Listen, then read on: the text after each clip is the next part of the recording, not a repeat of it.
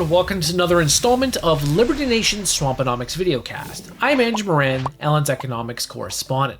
This week, China's economic downturn. Everyone saw it coming.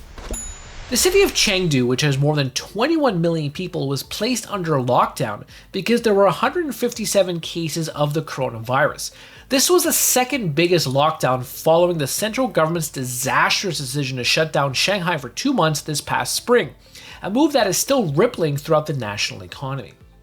This is part of President Xi Jinping's broader COVID-0 strategy, a measure that is already backfiring on the CCP in 2022, particularly when it comes to the world's second largest economy. A broad array of economic metrics keeps trickling in, and they are not good. Here's a rundown of some of the statistics from July and August. Brace yourselves, these are not excellent.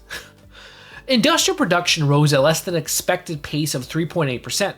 Retail sales climbed at a less than expected 2.7%.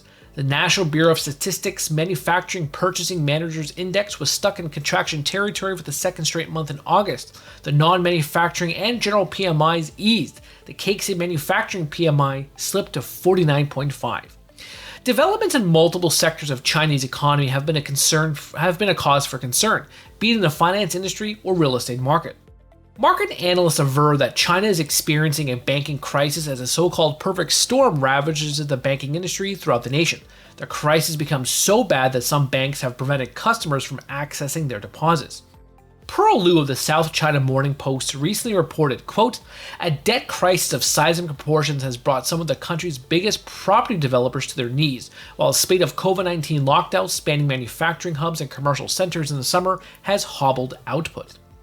Indeed, the government did not exactly inspire confidence in the economy when Premier Li Keqiang said that companies are facing more difficulties than they did during the initial outbreak of the COVID-19 public health crisis.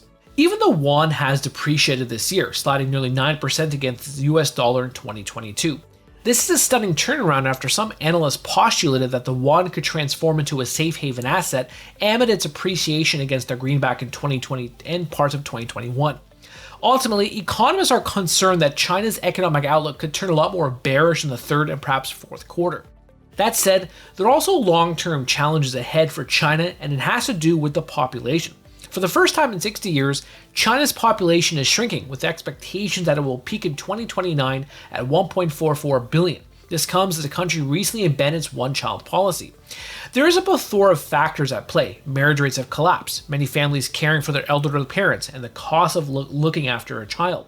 Beijing thinks it can steer the economy back on track. The government is attempting to revive conditions through a $200 billion stimulus program that will target infrastructure and specific industries. The central bank has also cut interest rates, while the banking sector lowered the one-year loan prime rate to stimulate credit conditions in China. It is safe to say that there is big trouble in Little China. However, many of the problems facing China were festering prior to the coronavirus pandemic. As Liberty Nation has reported previously, Beijing had a mountain of issues, from zombie companies to soaring debt. But the question is, will the world survive a weaker Chinese economy, or will it thrive in a global economy where China is no longer king?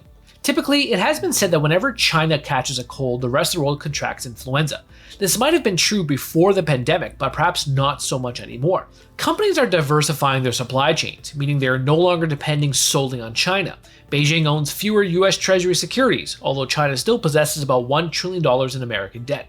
Plus, the US administration is ostensibly provoking China by bolstering its relationship with Taiwan, which could force the leadership to respond. Whatever the case, the near-term future does not appear bright. Can the Red Dragon come roaring back? Not if it keeps its COVID-0 strategy intact. If it does, the Red Dragon's firepower will be extinguished by accounting, business, and economics 101. That's it for me this week.